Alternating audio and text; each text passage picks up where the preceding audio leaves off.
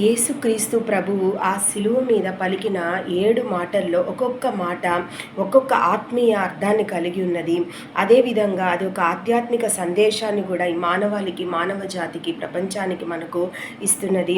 ప్రతి ఒక్క మాటలో మన అనుదిన జీవితంలో ఆధ్యాత్మిక జీవితానికి మనం అన్వయించుకుంటే మరి ఎంతో దైవికంగా మన జీవితాన్ని మనము కొనసాగించుకోవచ్చు. కనుక ఒక్కొక్క మాటలో ఒక్కొక్క ఆధ్యాత్మిక సందేశము, ఆత్మీయ అర్థం ఉన్నట్టు మనము గ్రహించగలం అన్నమాట.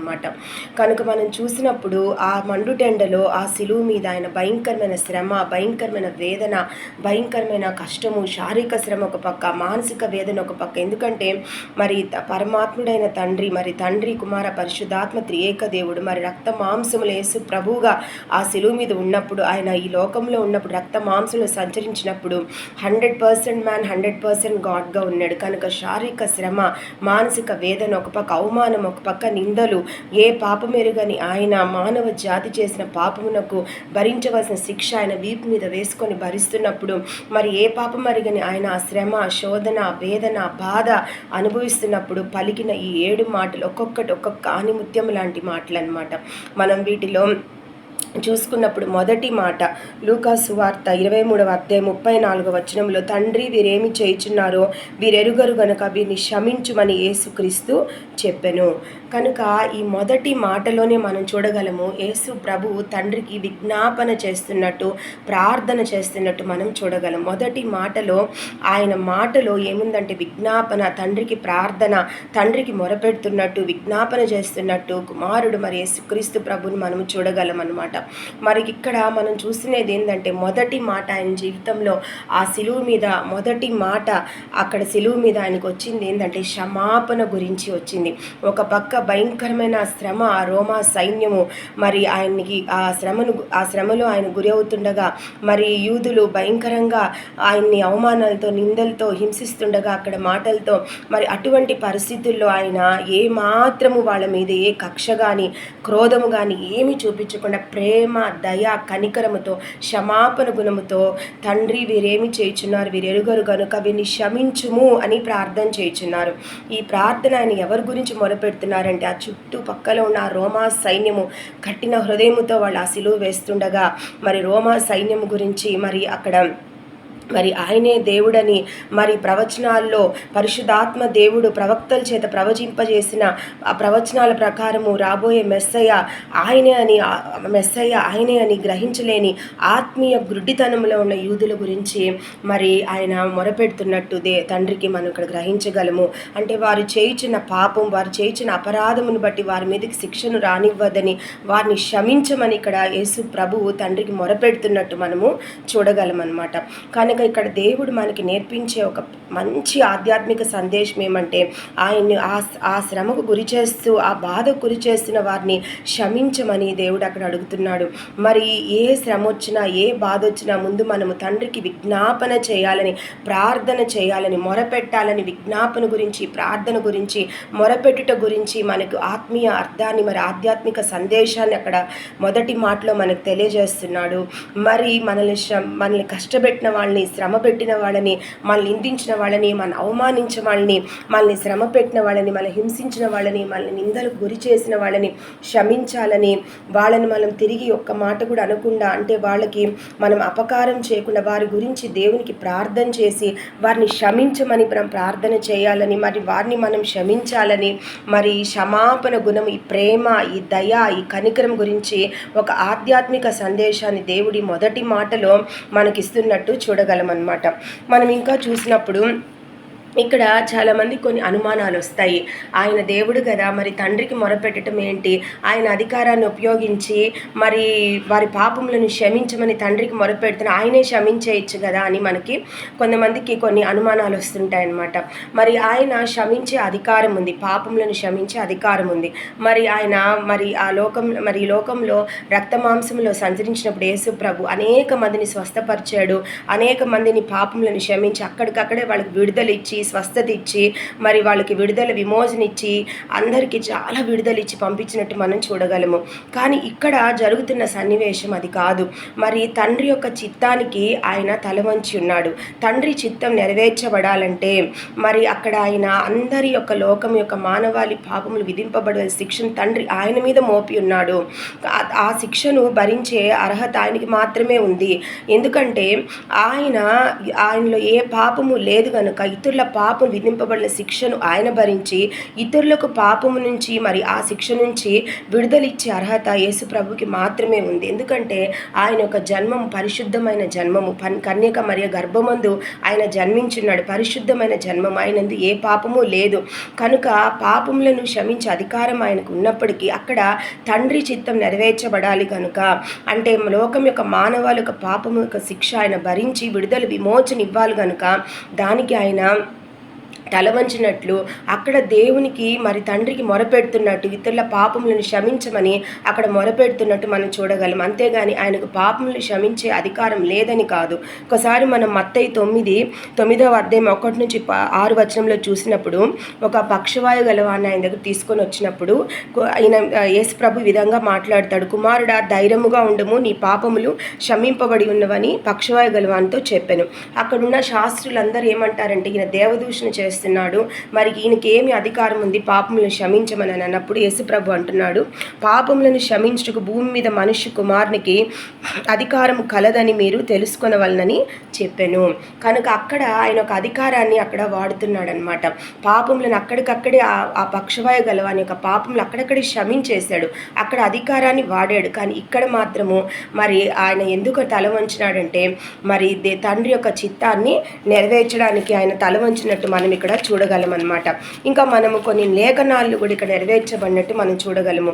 ఒకసారి యెషయా గ్రంథము 53వ అధ్యాయము 7వ వచనములో అతడు దౌర్జన్యము నొందెను, బాధింపబడినను అతడు నోరు తెరవలేదు, బదకు తేబడు గొర్రె పిల్లయు బొచ్చు కత్తిరించు వాని ఎదుట గొర్రెయు మౌనముగా ఉన్నట్లు అతడు నోరు తెరవలేదు. కనుక ఎప్పుడో ఇక్కడ యెషయా ప్రవక్త ద్వారా పరిశుద్ధాత్మ దేవుడు ప్రవచింపజేసినట్టు మనం చూడగలము. మరి ఈ ప్రవచనాలు మరి లేఖనాల్లో ఏవైతే ప్రవక్తలు ప్రవచించారో పరిశుద్ధాత్మ నడిపింపు ద్వారా ఆ లేఖనాలన్నీ నెరవేర్చబడాలి. కనుక ఇక్కడ వధింపబడుటకు సిద్ధంగా ఉన్న గొర్రె పిల్ల వలె తాను తగ్గించుకొని ఆ శిలువ మీద ఉన్నాడు. కానీ తన అధికారమును అక్కడ ఆయన ఉపయోగించడం లేదు. తండ్రి యొక్క చిత్తానికి ఆయన తల వంచాడు. తండ్రి యొక్క చిత్తం నెరవేర్చబడాలని ఆయన అక్కడ కొనసాగుతున్నట్టు మౌనంగా ఉన్నట్టు మనము చూడగలం. అంతేగాని అధికారాన్ని అక్కడ ఉపయోగించలేక కాదనమాట. ఇంకా మనం చూసుకున్నప్పుడు యోహాను 9వ అధ్యాయం 10-11 వచనం పిలాతు ఈ విధంగా మాట్లాడుతున్నాడు, నిన్ను విడుదల చేయుటకు నాకు అధికారం కలదనియు నిన్ను సిలువ వేయుటకు నాకు అధికారం కలదని వెరుగవా అని ఆయనతో అనేను. కాబట్టి ఇక్కడ యేసయ్యని పిలాతు మరి ఆ సమాజ మందిరంలో అక్కడంతా మరి ఆ రోజుల్లో ఇంకా దేవునికి తీర్పు ఆ సిలువ వేయక ముందు రోజు మరి తీర్పుకి తీసుకొని పోయినప్పుడు సమావేశానికి పిలాతు అక్కడ అడుగుతున్నాడు అనమాట, నేను సిలువ వేయడానికి నాకు అధికారము, నేను విడిపించడానికి నాకు అధికారం ఉంది, నువ్వు నాకు అన్ని విధాలుగా అధికారం ఉంది కదా అని అన్నప్పుడు యేసు ప్రభు అంటున్నాడు ఇక్కడ, పైనుండి నీకు ఇవ్వబడి ఉంటేనే తప్ప నా మీద నీకు ఏ అధికారమును ఉండదు అంటున్నాడంటే. అంటే నీకు దేవుని మరి నా తండ్రి నుంచి అధికారం నీకు ఇవ్వబడితేనే కానీ నీకు ఈ అధికారం రాలేదు. కనుక తండ్రి చిత్తం నెరవేర్చబట్టుకే నేను ఇక్కడ ఉన్నాను. తండ్రి చిత్తం నెరవేర్చబడాలి కాబట్టి నేను మౌనముగా ఉన్నాను. కానీ ఈ అధికారం నీకు తెచ్చుకుంది కాదు.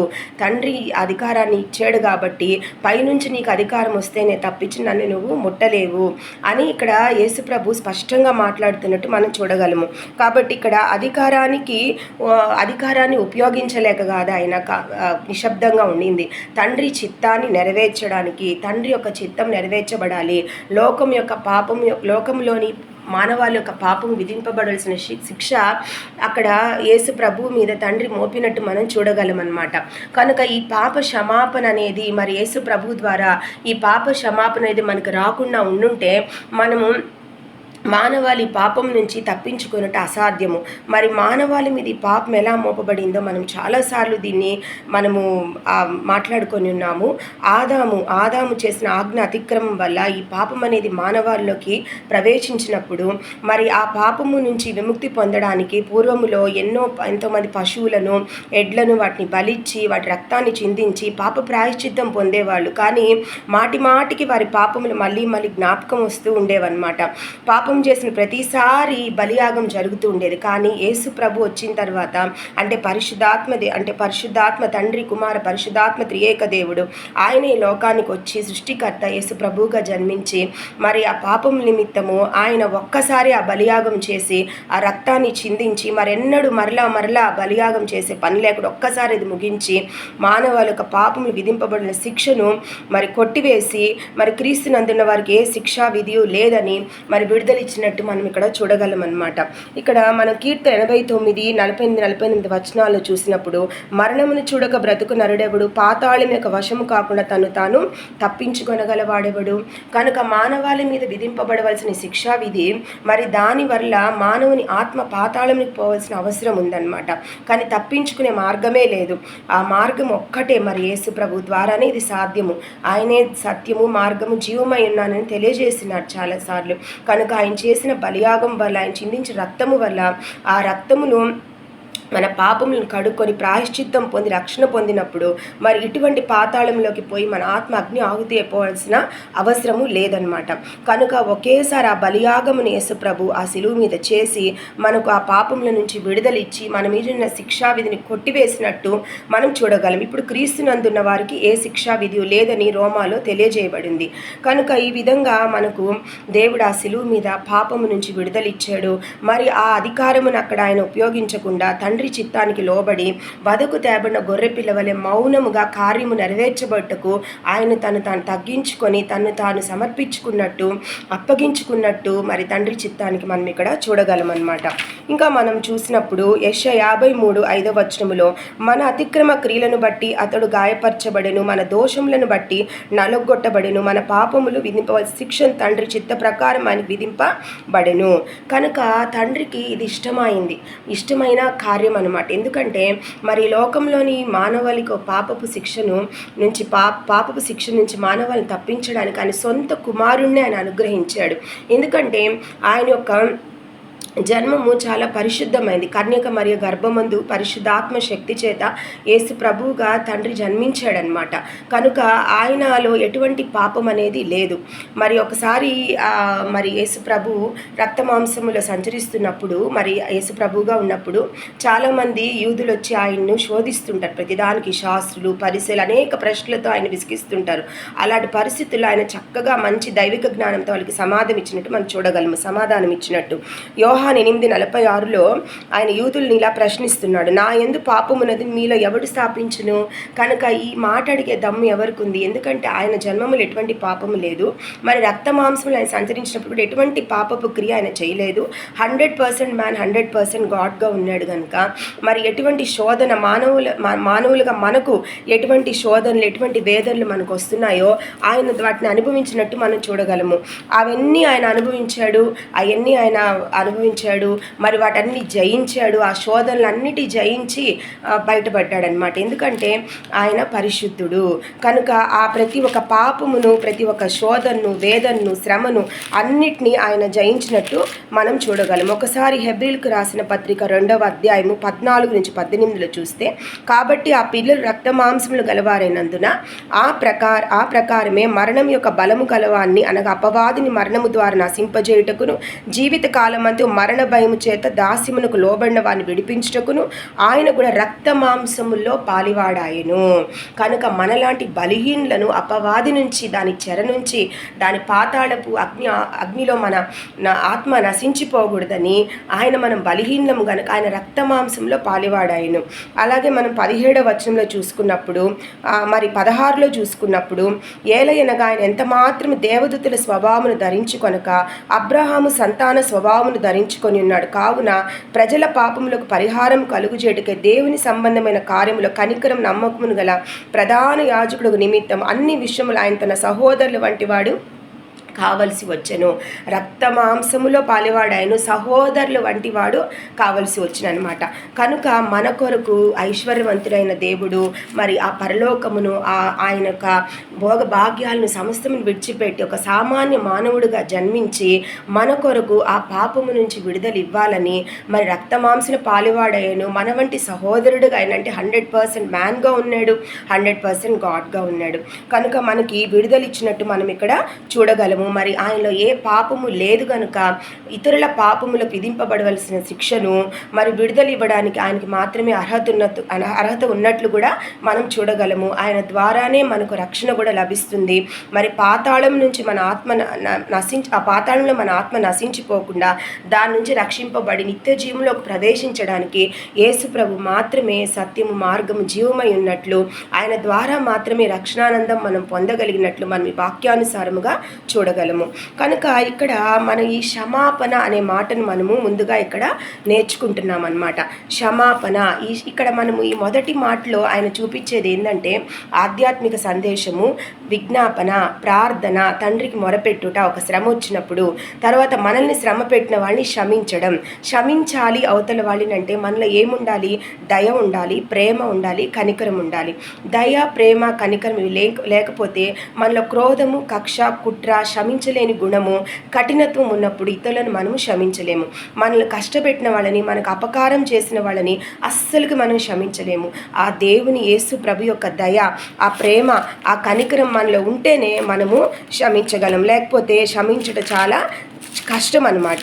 ఇంకా మనం చూసుకున్నప్పుడు యేసయ్య ఏది కూడా ఆయన చేయకుండా ఏది కూడా మనల్ని చేయమన్నట్టు ఎక్కడ మనం చూడలేదన్నమాట. ముందు తను చేసిన తర్వాతనే మనల్ని చేయమన్నట్టు, మనల్ని ఆ విధంగా బ్రతకమన్నట్టు మనం చూడగలం. ఒకసారి మత్తయి 5:43-48 వరకు చూసినప్పుడు 43 చదువుతాను. నీ పొరుగువాని ప్రేమించి నీ శత్రువుని ద్వేషించమని చెప్పబడిన మాట మీరు విన్నారు కదా. నేను మీతో చెప్పున్నదేమనగా, మీరు పరలోకమందున్న మీ తండ్రి కుమారులై ఉండునట్లు మీ శత్రువులను ప్రేమించుడి, మిమ్మల్ని హింసించు వారి కొరకు ప్రార్థన చేయుడి. కనుక దేవుడు ఇక్కడ ఈ మొదటి మాటలో మనకు చక్కటి ఆధ్యాత్మిక సందేశాన్ని మనకి ఇస్తున్నట్టు, నేర్పుతున్నట్టు మనం చూడగలము. మనల్ని కష్టపెట్టిన వాళ్ళని, మనల్ని శ్రమ పెట్టిన వాళ్ళని, మనల్ని వేదనకు గురి చేసిన వాళ్ళని, మనకు అపకారం చేసిన వాళ్ళని క్షమించమని ఇక్కడ దేవుడు చెప్తున్నాడు అనమాట. కనుక ఆయన చెప్పింది ఏది కూడా మరి మనల్ని చేయమని చెప్పింది ఏది కూడా ఆయన చేయకుండా మనల్ని చేయమని ఎప్పుడు చెప్పలేదు. కనుక అక్కడ శిష్యులకు బోధించింది ఇక్కడ ఆచరణలో పెడుతున్నట్టు, మరి ప్రాక్టికల్గా అక్కడ ఆ సిలువ మీద ఆయన చూపిస్తున్నట్టు మనం చూడగలం అన్నమాట. ప్రాక్టికల్గా చేస్తున్నాడు. అక్కడ క్షమించమని శిష్యులకు బోధించాడు శత్రువులని. ఇక్కడ కష్టపెడుతున్న శత్రువులని ఆయన క్షమిస్తున్నట్టు, మనసారా క్షమించినట్టు చూడగలం. ఆ వేదనలో, ఆ భయంకరమైన శ్రమలో, ఆ మండడిలో, భయంకరమైన కష్టములో ఉన్నప్పుడు యేసు ప్రభువు అక్కడ వాళ్ళ క్షమాపణ గురించి ఆలోచిస్తున్నాడు, వాళ్ళ మేలు గురించి ఆలోచిస్తున్నాడు, వాళ్ళు బాగుండాలని ఆలోచిస్తున్నాడు. తండ్రికి ఉగ్రతకు వాళ్ళు గురైపోకూడదు, వాళ్ళు చేసిన పాపమునకు శిక్ష వాళ్ళ మీద విధింపబడకూడదు, దాని గురించి ఆలోచిస్తున్నాడు. కానీ ఆయన సొంత ప్రయోజనం అక్కడ ఆలోచించడం లేదు. కనుక మనం చూసుకున్నప్పుడు ఇక్కడ 1 యోహాను 4:10 చూసినప్పుడు దేవుడు ప్రేమస్వరూపి, ప్రేమ లేనివాడు దేవుణ్ణి ఎరుగడు. కాబట్టి యేసు ప్రభువులో ఉన్న గొప్ప స్వభావం ఏంటంటే ఆయన ప్రేమ స్వరూపి, ఆయన ప్రేమ కలిగి ఉన్నాడనమాట.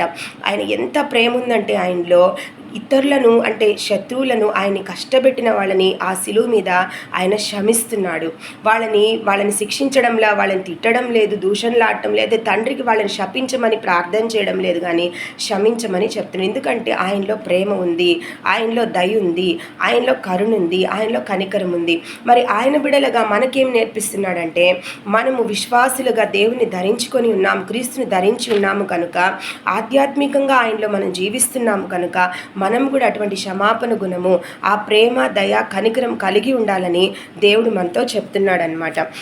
ఒకసారి మనం 1 కొరింథీయులు 13:13 చూసినప్పుడు, కాగా విశ్వాసం, నిరీక్షణ, ప్రేమ వీటిలో శ్రేష్టమైనది ప్రేమయే. కాబట్టి విశ్వాసము, నిరీక్షణ, ప్రేమ వీటిలో శ్రేష్టమైనది ఏమని చెప్తున్నారంటే ప్రేమ. సో ఈ ప్రేమ, ఈ దయ, ఈ కనికరం ఉంటేనే ఎదుటి వాళ్ళని మనము క్షమించగలము. ఒకసారి రోమ 13:8-10 చూసుకున్నప్పుడు, పొరుగువాన్ని ప్రేమించువాడే ధర్మశాస్త్రం నెరవేర్చువాడు, ప్రేమ పొరుగువాని కీడు చేయదు గనుక ప్రేమ కలిగిన ధర్మశాస్త్రము నెరవేర్చుటయే. కనుక మనం పొరుగువారికి కీడు కలిగించకూడదంటే మనలో ఏముండాలంటే ప్రేమ ఉండాలి. ఆ ప్రేమ ఉన్నప్పుడు మనం కీడు కలిగించము, మరి వాళ్ళను క్షమిస్తాము కూడా. మనకు ఒకవేళ వాళ్ళు కీడు కలిగించినా కూడా వాళ్ళని మనం క్షమిస్తాము. అలాగే మనం చూసినప్పుడు 1 కొరింథీయులకు రాసిన పత్రిక 13:5లో ప్రేమ అపకారమును మనసులో ఉంచుకొనదు. కాబట్టి ప్రేమ అపకారమును మనసులో ఉంచుకోదు. మరి ఒకరు ఏదైనా మనకి ఏదైనా చేసినప్పుడు వాళ్ళ మీద కక్ష పెట్టుకొని, కుట్ర పెట్టుకొని, క్రోధం పెట్టుకొని, ఒగర్చుకుంటూ వాళ్ళకి ఏదో ఒక కీడు చేయాలని ఇటువంటి ఆలోచనలు మనలో ఉండవు. ఎప్పుడు ఉండవు? మనలో ప్రేమ అనేది ఉంటే తప్పక మనం వారికి ఎటువంటి అపకారము చేయమన్నమాట. అలాగే రోమీలకు రాసిన పత్రిక 12:17-21 చూసినప్పుడు, కీడుకు ప్రతి కీడెవనికి చేయవద్దు, కాబట్టి మీ శత్రువు ఆకలి కొని ఉంటే అతనికి భోజనం పెట్టుము, దప్పికొని ఉంటే దాహమిమ్ము.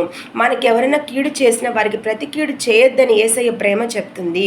శత్రువు ఆకలితో ఉంటే భోజనం పెట్టమని చెప్తుంది. అలాగే ఎఫెసీయులకు రాసిన పత్రిక 4:26-32 చూసినప్పుడు, కోపపడ్డు కానీ పాపం చేయకుడి, సూర్యుడు అస్తమించు వరకు మీ కోపం నిలిచి ఉండకూడదు.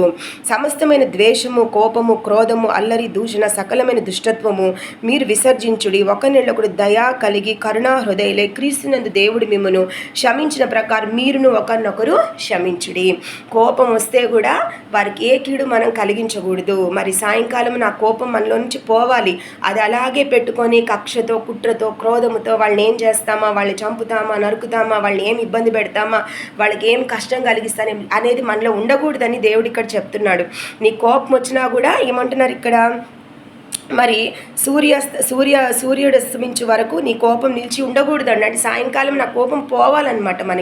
మన కడుపులో అలాగే పెట్టుకొని కక్షతో, కుట్రతో, క్రోధంతో మనము ఇతరుల పట్ల ఉండకూడదు. సమస్త ద్వేషము, క్రోధము, కక్ష, కఠినత్వం మనలో ఉండకూడదు. యేసయ్య మనల్ని క్షమించాడు. మరి దేవుడు మనల్ని క్షమించాడు.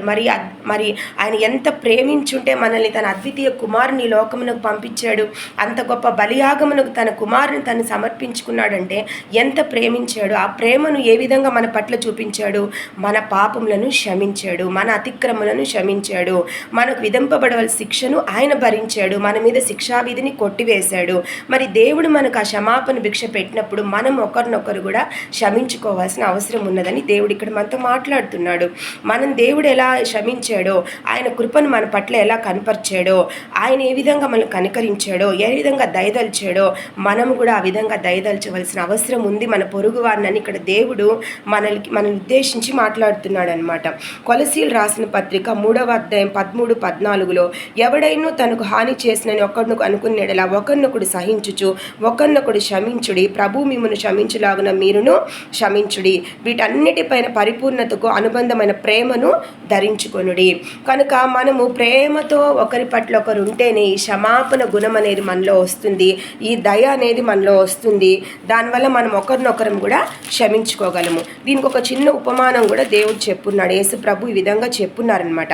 మత్తయి 18లో మనం చూసుకున్నప్పుడు 21-35 ఒకసారి మనం చదువుకుంటాము.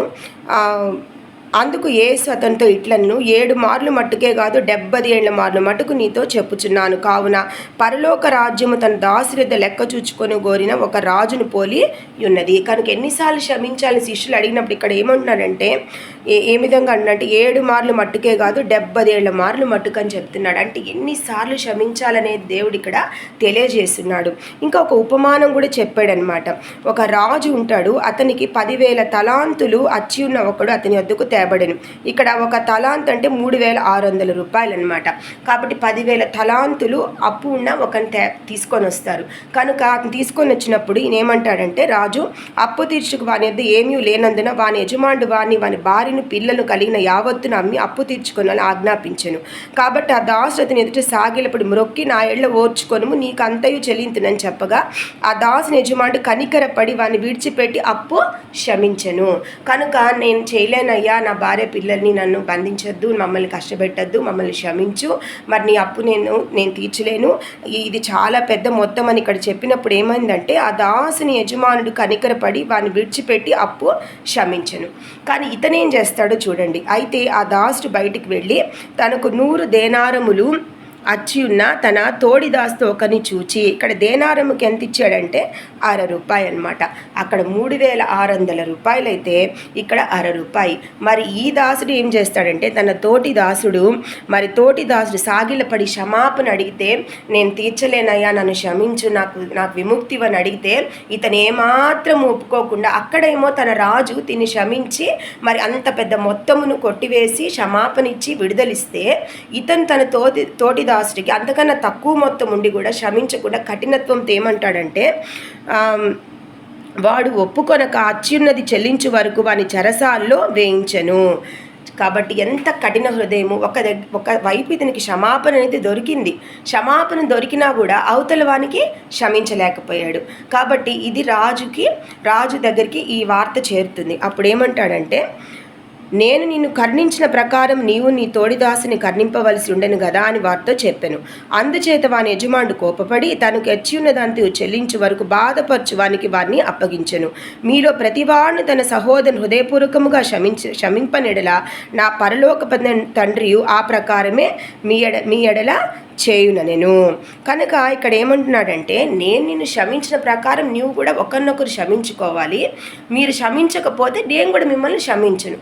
అంటే మనము మన పొరుగు వాళ్ళని మనం క్షమించినప్పుడు మనకు కూడా క్షమాపణ అనేది దేవుడి నుండి దొరకదని ఇక్కడ యేసు ప్రభు ఖచ్చితంగా ఉపమానం ద్వారా తెలియజేస్తున్నాడు అనమాట.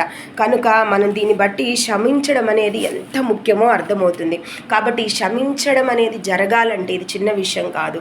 ఒక శత్రువుని మనం క్షమించాలంటే మనం కష్టపెట్టి హింసపెట్టి భయంకరంగా కష్టపెట్టిన వాళ్ళని క్షమించాలంటే చిన్న విషయం కాదు.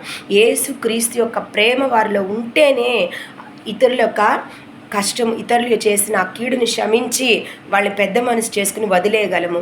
మరి యేసుక్రీస్తు యొక్క ప్రేమ దయ అనేది హృదయంలో లేకపోతే క్షమించే మనసు అనేది మనకు రాదనమాట. ఇంకా మనం చూసినప్పుడు మత్తయి సువార్త 5:7 కనికరము గలవారు ధనులు, వారు కనికరము పొందుదురు. మనము కనికరము గలవారు ధనులు. ఒకరిని కనికరిస్తేనే దేవుని యొక్క కనికరమును మనము పొందుతామని ఇక్కడ స్పష్టంగా రాయబడి ఉందన్నమాట. ఒకసారి మనము ఇంకా చూసినప్పుడు కొన్ని లూకా సువార్త 8 నుంచి 8వ అధ్యాయం 1వ వచనంలో చూసినప్పుడు వ్యభిచారంలో పట్టబడిన ఒక స్త్రీని యేసుప్రభు దగ్గర తీసుకొని వచ్చి మరి ధర్మశాస్త్ర ప్రకారం వ్యభిచారంలో పట్టబడి రాళ్ళు వేసుకొట్టి చంపాలని అందరు రాళ్ళు విసురుతుండగా యేసుప్రభు అడుగుతాడనమాట, మీలో పాపము లేనివాడు మొట్టమొదట ఆమె మీద రాయి వేయవచ్చని వారితో చెప్పాను. మీలో ఎవరికి పాపము లేదో మీలో వారు మొట్టమొదటి రాయి ఏంటంటే ఇక్కడ చిన్నవాళ్ళు పెద్దవాళ్ళు ముసలి వాళ్ళందరూ ఆ రాయిల్ని అక్కడ వదిలేసి తిరిగి వెళ్ళిపోతారు. అంటే ప్రతి ఒక్కరిలో పాపం అనేది ఉంది. అందుకే దావీదు మహారాజు అంటారు కీర్తన 51:5 వచనంలో, నేను పాపములో పుట్టినవాడను, పాపములోనే నా తల్లి నన్ను గర్భమున ధరించెను. రోమా 3:23 ఏ భేదమును లేదు, అందరూ పాపం చేసి దేవుడు అనుగ్రహించు మహిమను పొందలేక పోవుచున్నారు. కనుక ఇక్కడ ఎవ్వరము కూడా నీతిమంతునము కాదు. ఈ లోకంలో అందరము మన జన్మంలోనే పాపం ఉంది, మనం పాపంలోనే జన్మించము. ఎందుకంటే ఆజ్ఞ అతిక్రమం వల్ల ఆదాము వల్ల మానవాళ్ళకు ఆ పాపం అనేది ప్రవేశించింది. ప్రతి ఒక్కరిలో పాపం అనేది ఉంది. ఆజ్ఞ అతిక్రమే పాపం. మనం ఒక అబద్ధం చెప్పినా అది పాపం కిందే వస్తుంది, ఎవరికైనా కీడు కలిగించినా పాపం కిందే వస్తుంది. కనుక ఎవ్వరం నీతిమంతులం కాదు. ఈ మాట అడిగినప్పుడు అందరు రాళ్ళు కింద పడేసి వెళ్ళిపోతారనమాట. ఎందుకంటే ప్రతి ఒక్కరిలో ఏదో ఒక పాపం అనేది ఉన్నది. కనుక ఎవ్వరము నీతిమంతులం కాదు. కాబట్టి ఎదుటి వారు చేసిన తప్పిదమును క్షమించే గొప్ప మనసు మనం కలిగి ఉండాలి. యేసు ప్రభుకి ఆ మనసుగా లేకుండా ఉంటే మన పాపములను క్షమించడానికి మనకు విధింపబడాల్సిన శిక్షను భరించాలని ఆయనకి ఏం అవసరం ఉంది? సిలువ మీద అంత శ్రమ ఆయన ఎందుకు పడాలి? ప్రేమించాడు కాబట్టే, ఆయనకు మన మీద దయ ఉంది కాబట్టే, కనికరం ఉంది కాబట్టే, మనల్ని క్షమించాడు కాబట్టే ఆ సిలువ మీద ఆయన బలియాగమునకు ఆయన సమర్పించుకున్నాడు. ఒకసారి చూసినప్పుడు మత్తయి 5వ అధ్యాయము 44-48 వచనములో, నేను మీతో చెప్పినదేమనగా మీరు పరలోకమందున్న మీ తండ్రి కుమారులై ఉన్నట్లు మీ శత్రువులను ప్రేమించుడి, మిమ్మల్ని హింసించు వారి కొరకు ప్రార్థన చేయుడి, మీ పరలోకపు తండ్రి పరిపూర్ణుడు కనుక మీరు పరిపూర్ణుగా ఉండుడి. కాబట్టి ఇక్కడ మనతో స్పష్టంగా ఏం చెప్తున్నాడంటే ఒకరినొకరు క్షమించుకోమని చెప్తున్నాడు యేసయ్య మనతో. అలాగే లూకా 6:36, 37, 38లో చూసినప్పుడు, కాబట్టి మీ తండ్రి కనికరము గలవాడై ఉన్నట్లు మీరు కనికరము గలవాడై యుండుడి. అలాగే మార్కు 11:25-26, మీరు ఒకని మీద విరోధమేమైనా కలిగినడలా మీరు నిలబడి ప్రార్థన చేయనప్పుడు ఎల్లను వాని క్షమించుడి, అప్పుడు పరలోకమందున్న మీ తండ్రి మీ పాపములను క్షమించును. అలాగే లూకా 17:3-4 చూసినప్పుడు, నీ సహోదరుడు తప్పిదము చేసినడలా అతన్ని గద్దించుము, అతడు మారు మనసు పొందినడలా అతన్ని క్షమించుము, అతడు ఒక దినమున 7 మార్లు నీ ఎడల తప్పిదము చేసి 7 మార్లు నీ వైపు తిరిగి మారు మనసు పొందితినని అన్నడలా అతన్ని క్షమింపవలెను. కనుక ఇక్కడ ఈ మొదటి మాటలో సిలువ మీద యేసు ప్రభు మనకు నేర్పుతున్న గొప్ప ఆధ్యాత్మిక సందేశము, ఆత్మీయ అర్థం కలిగింది. ఏంటంటే మనము క్షమించాలి, మన శత్రువులను మనం క్షమించాలి. మనల్ని ఎవరైనా క్షమించమని అడిగినప్పుడు కనికరము చూపించి క్షమించాలి. మరి ఆ క్షమించాలంటే మనలో ఏముండాలంటే దయ, ప్రేమ ఉండాలి. క్రీస్తుని ఎప్పుడైతే మనం ధరించుకుంటామో ఆయన హృదయంలో ఏ విధంగా దయ, ప్రేమ, కనికరం ఉండి మన పట్ల ఆ కృపను కనపరిచి మనకు భయంకరమైన ఆ పాపము విధింపబడాల్సిన శిక్ష నుంచి మనకు విడుదలిచ్చి నిత్య జీవంలోకి ప్రవేశించడానికి మనకు తరుణాన్ని ఇచ్చాడో ఆ విధంగా మనము కూడా ఇతరులను క్షమించాలి. మనం ఇతరులను క్షమించకుండా కఠిన హృదయం కలిగి ఉంటే మనకు క్షమాపణ అనేది ఉండదు. పరలోక ప్రార్థనలో కూడా ఉంటుంది కదా, మా రుణస్థులు మేము క్షమించు ప్రకారం అపరాధములను క్షమించుము. కనుక ప్రతి దగ్గర ఈ క్షమాపణ అనేది ఉంది. కనుక మనకు దేవుడు ఈ మొదటి మాటలో నేర్పించింది ఏంటంటే, మరి మనం దేవునికి తండ్రికి విజ్ఞాపన చేయడము, మొరపెట్టడము, ప్రార్థన చేయడము, తరువాత క్షమాపణ కలిగి ఉండడము, ప్రేమ కలిగి ఉండడము, కనికరము కలిగి ఉండడము, దయ కలిగి ఉండడం అనేది దేవుడు మనకి ఇక్కడ నేర్పుతున్నాడు. ఒకరినొక పట్ల ఒకరు ప్రేమ, దయ, కనికరం కలిగి ఉండాలి. ఒకరినొకరు క్షమించుకోవాలి. క్షమించుకోవడం వల్ల మనకు మానసికంగా కూడా మనం ఆరోగ్యంగా ఉంటాము, శారీరకంగా ఆరోగ్యంగా ఉంటాము, మానవ బంధాలు బలపడతాయి, ఒకరినొకరం గౌరవించుకుంటాము, మరి ఒకరినొకరితో ప్రేమగా ఉండగలుగుతాము. చింత, వేదన అనేది ఉండదు, ఆరోగ్యాలు కూడా బాగుంటాయి. ఇప్పుడు మా డాక్టర్స్ కూడా ఏం చెప్తున్నారు, మరి మనసు నెమ్మదిగా ఉంచుకోవాలి. నెమ్మదిగా ఉంచుకోకుండా కక్ష, కుట్ర, క్రోధము, మరి కఠినత్వంతో మనం పగతో, కలహంతో రేగిపోతున్నప్పుడు మన శరీర అవయవాలు కూడా దెబ్బతినే ఆస్కారం ఉంది. మనశ్శాంతి కోల్పోతాం, దాన్నే డిప్రెషన్ అంటాం, మెంటల్ స్ట్రెయిన్ అంటాము, మానసికంగా నలిగిపోతాము. కనుక మనల్ని ఎవరన్నా ఏమన్నా కష్టపెట్టుంటే తండ్రికి మరి దేవునికి అప్పగించేసి యేసు నామములో ప్రార్థన చేసి వాళ్ళని క్షమించమని మనం ప్రార్థన చేసి మన హృదయంలో ఉన్న కలహమును, కక్షను తీసివేసి మనం మరి తండ్రికి అప్పగించేసి వాళ్ళని క్షమించి వేయాలని మనం అర్థం చేసుకోగలం ఈ మొదటి మాటలో. మరి ఈ మొదటి మాట, తండ్రి వీరేమి చేయుచున్నారు వీరెరుగరు కనుక విని క్షమించుము అనే మాట ఆధ్యాత్మిక సందేశాన్ని, మరి ప్రేమ, క్షమాపణ, కనికరము, తండ్రికి ప్రార్థన చేయడము, విజ్ఞాపన చేయడము, ఒక శ్రమ వచ్చినప్పుడు ఆయన్ని ఆశ్రయించడం అనే ఈ మంచి ఆధ్యాత్మిక సందేశాన్ని మనకు ఇస్తున్నట్టు మనము గ్రహించగలము.